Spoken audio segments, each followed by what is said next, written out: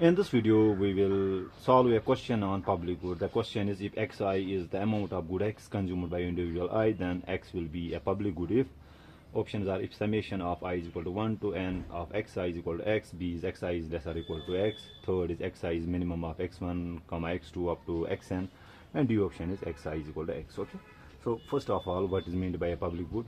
A public good is characterized by two properties. First is non-excludability, what we call a good public good if it is non-excludable. Second property is it is non-rival in nature. By non-rival, we mean that one person's consumption of good does not reduce the amount left for others. Now let's analyze the options one by one. So first option is summation from I to I is equal to 1 up to n of xi. So what does this mean? This states that the sum of the amounts consumed by individuals equal the total amount produced. That is, if I write summation in this form, so I is equal to 1, so we have x1 plus x2 up to xn. So when we sum the total amount is consumed by all individuals, it will equal to the total amount produced, which is equal to x. Okay, this is the characteristics of a private good, where the total amount consumed is the sum of the individual consumption. Okay, so this option cannot describe the public good. Now the second one is xi is less or equal to x. Now what does this tell us?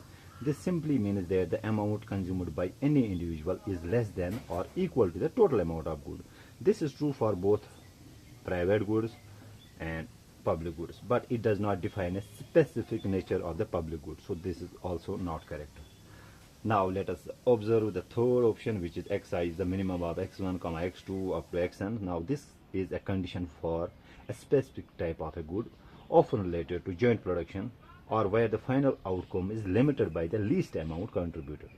Okay, like we have the min function in the utility function. So does this satisfy the definition of public good?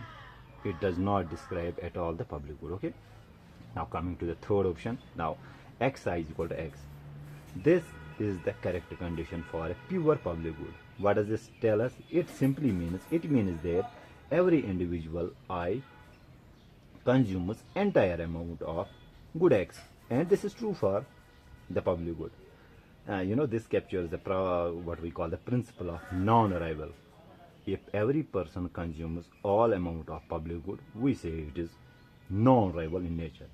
For example, if we have a street light, okay, in a neighbor, so if we have person A and we have person B, so let us say this is x. Okay, let us see how much does person A consume. Let us say this is x A. So from street light, both the persons get same amount of light here. Okay, so if person A gets light, it does not decrease the light available for person B.